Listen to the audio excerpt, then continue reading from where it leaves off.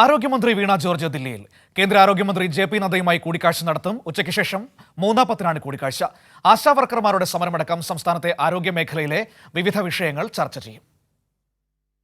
കേന്ദ്ര ആരോഗ്യ മന്ത്രാലയത്തിൽ നിന്നും അനുമതി തേടിയ ശേഷമാണ് മന്ത്രി വീണ ജോർജ് ദില്ലിയിലെത്തിയത്.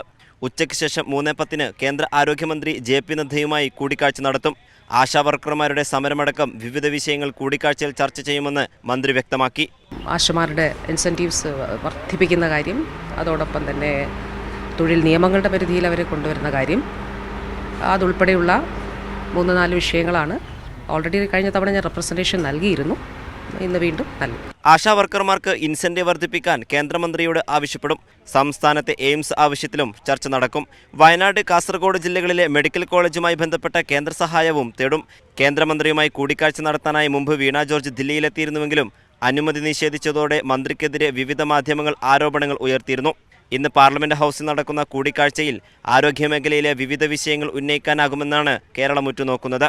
കൈരളി ന്യൂസ്, ദില്ലി.